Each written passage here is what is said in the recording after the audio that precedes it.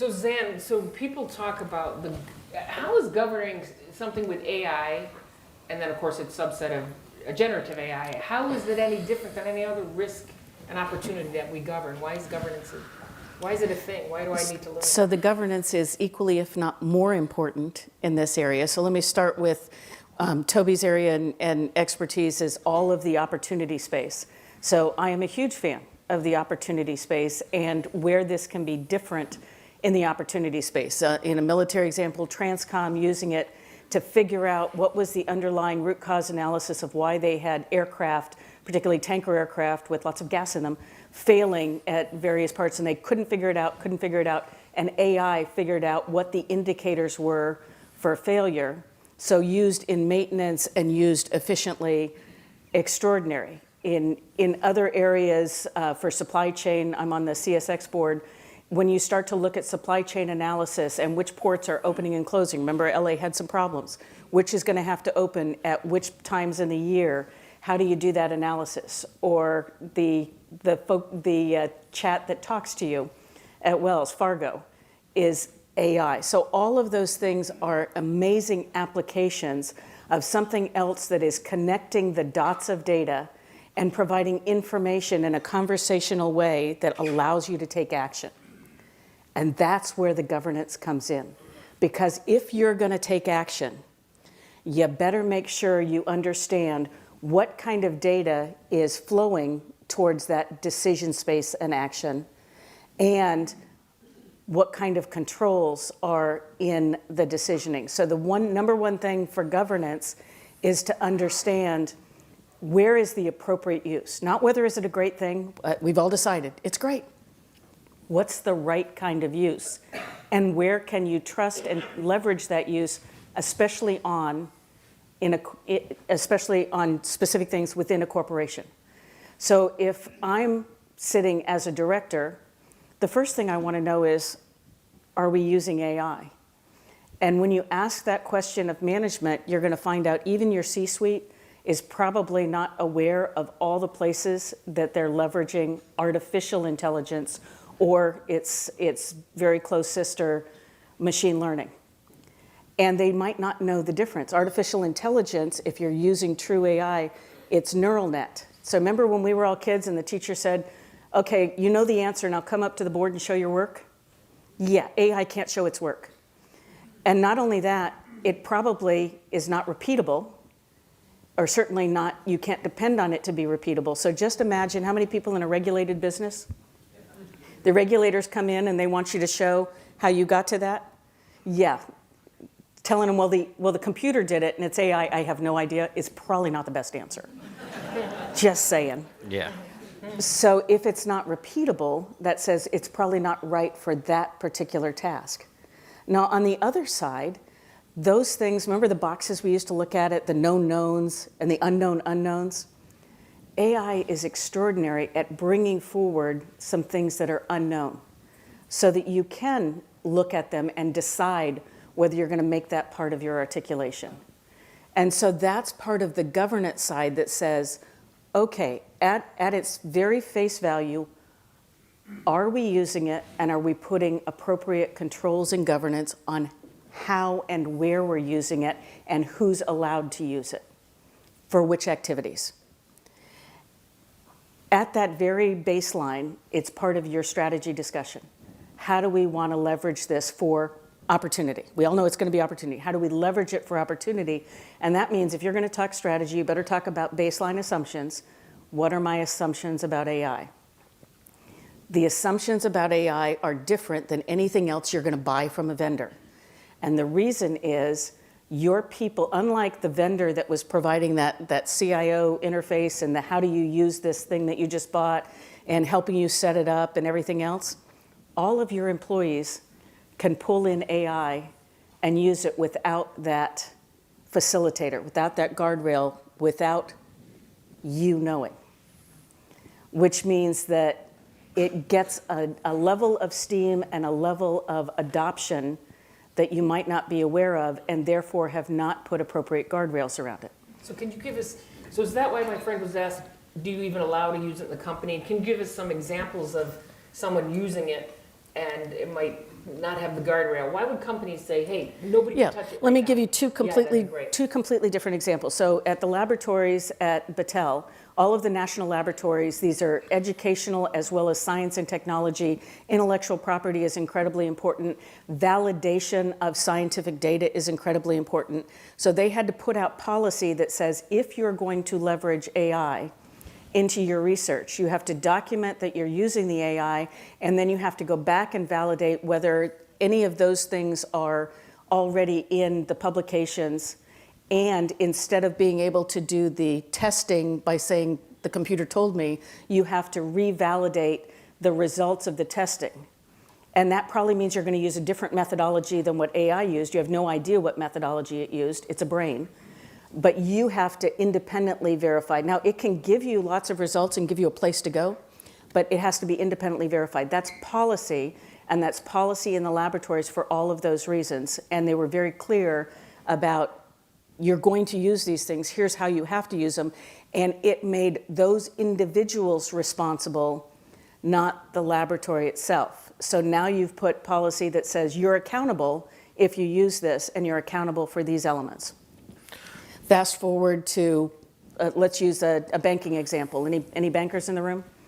When you decision on banking and you say, I'm going to give a mortgage to these folks, and the guy that didn't get a mortgage might look different or be in a different community or underserved, this person feels that you now have bias. The AI says, here's the best bet so you don't lose money. But our knowledge base for society says you have to take these things into consideration. They're not data, they're our understanding of what is equitable and what is inclusive in order to create things. Balancing those things is not an AI function. So the information about all of the financials and all of the community and all of the context, great from AI. The decisioning has to be within those lines that regulators are checking, that your internal audit is checking. You're making sure that you're making decisions based on context, which AI can't do. So in those two cases, it can help you move forward, but it can't do the decisions. And since it's not repeatable and you can't show your work, it can't substitute in any of those areas. Is that helpful? What I'm hearing is, how was this trained? Where did the data come from? Who tested it to make sure the data wasn't biased? And then who checked the outcome? Well, and the problem is you can't do that fundamentally in the way that AI takes information. You can make sure that it's got data sources, The input. but you can't, it's not machine learning where you told it how to exactly. put those things together. It's not an algorithm. But you know, if you put biased data It's a thought in, process. it's going to be biased data out. Go ahead, Toby. So that's a hugely important point, right? It's not, machine learning is pattern matching. It just looks at patterns. If you take ChatGPT and you watch it learn and you give it the Library of Congress, right? That amount of data, it comes out with gobbledygook like a 3-year-old, right? The words don't even make sense. Then you give it 10 Libraries of Congress and it starts to sound like a teenager, still pretty incomprehensible. And then you give it 100,000 Libraries of Congress and it starts to generate patterns that make real sense. But it doesn't know what the words mean. It doesn't even know their words. It's just doing this pattern matching at a scale we've never seen, so it works really well. It's connecting Now, dots. The scary thing is, there's lots of things we can do with words. Programming is also words. The other side of AI, which is numbers, right? I'm running my 10,000 stochastic models to true up risk at the end of the year for an FS company, right? You know exactly how that AI works, and you can explain that. But again, if you're doing sort of like a credit risk score for somebody and you use a numeric database that has a ton of bias in it, your bias will show up in your numbers. But that is explainable.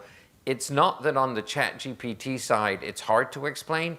It's literally impossible to explain in language because it's doing a language thing without using language, right? And so you'd need a master's in philosophy to figure that out, and you'd still, and a case of beer, and you still wouldn't.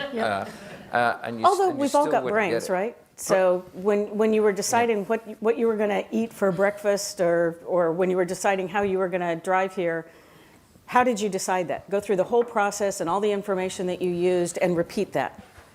We can't do that. Yeah. It's neural nets. Yeah. And so as long as you understand that that's what you're talking about, then you control it differently, because I'm not sure I like all the braids. Yeah. And I don't know where you've been. The super exciting thing for me at this time is that and we need to get this across, is this is a pivotal different time, right? Technology has done this for 40 years, right? It keeps getting better every year. It's right now doing this, right? And it's not just ChatGPT. There's a little company in Chicago that does massive scale data really fast.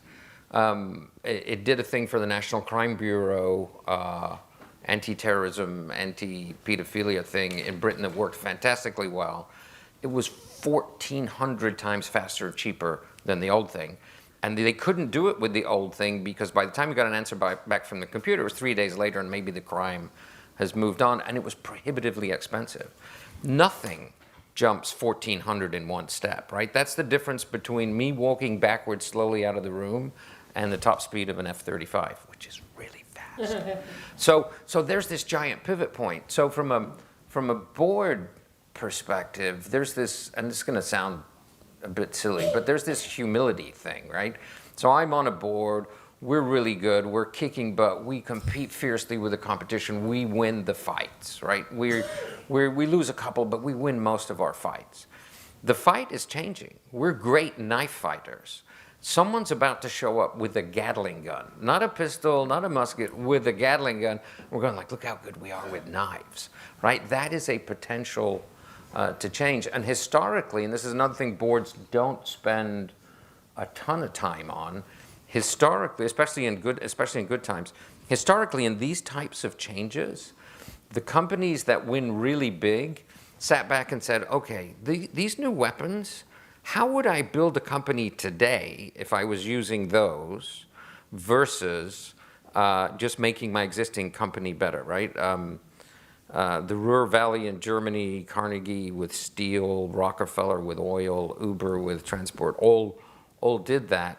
So at these pivotal times, it's really important to go, what's the model level reinvention, right? And that's a difficult sort of metaphysical case of beer conversation. Especially when we've spent so much time on re-engineering. How do we re-engineer this process and make it more efficient? What you said is the re-word, but you didn't say re-engineer, you said reinvent. So Yeah, all this, blow it up. What you said, what makes it different than the last 22 seminars we went where blockchain was going to change our life and then IoT was going to change our life.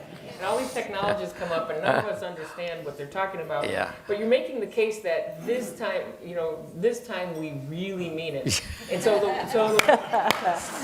Trust me. trust This us this is- time. The yeah. other stuff, let's play buzzword bingo. I'll start AR, VR, Uh, metaverse, XR, metaverse, XR, 5G, edge compute, 5G, edge, Quantum. edge, quantum.